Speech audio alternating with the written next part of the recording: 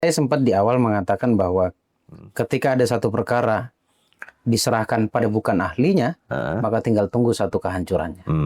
Bukan tidak ada, Pak, orang bersedekah hidupnya hancur. Saya berhadapan dengan ribuan orang dan berinteraksi secara langsung. Saya nggak berani bilang mereka tidak bersedekah loh, Pak. Hidupnya susah itu. Ternyata mereka melakukan sedekah tapi tidak disertai ilmu. Sedekah tidak disertai ilmu. Ya kan? Maksudnya gimana itu? Berarti sedekah itu harus disertai ilmu. Ada tata caranya, ada aturannya.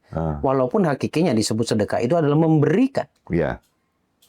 Tapi kalau kita ambil dari makna yang sering kita ngaji zaman dulunya, sedekah itu bukan yang 2,5%. Yang 2,5% itu akadnya adalah mengembalikan hak orang lain. Berarti bukan punya kita dong. Betul. Di dalam rezeki kita ada hak orang lain, begitu kan? Yang 2,5% itu. Ya, itu 2,5% itu. Nah, banyak orang yang melakukan sedekah itu under dari 2,5% itu, di bawah itu.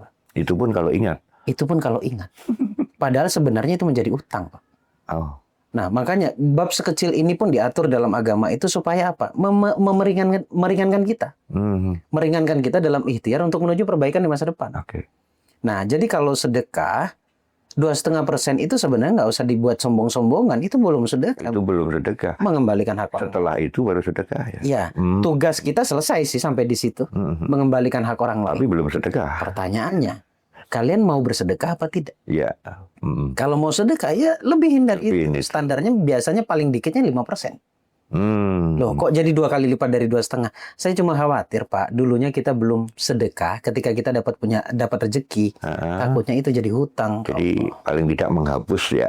Menghapus. Nyaur utang. Nyaur utang. Ya, oke. Jadi yang harus disertai ilmu itu memang sedekah itu fadilahnya luar biasa, manfaatnya luar biasa, Pak. Banyak sekali keterangan, dan tidak hanya di Islam, di semua agama itu sepakat bahwa sedekah adalah gasnya.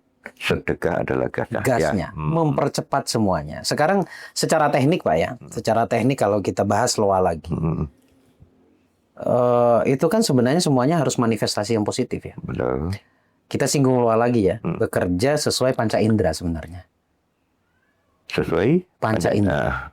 Visual, audio, kinestetik, atau penglihatan, pendengaran, perasaan. Dari 3 ini sebenarnya mana point of view-nya? Di perasaan. Tapi kan perasaan ini dibentuk dari sesuatu yang repeat, yang pengulangan dari apa yang kita lihat, kita dengar.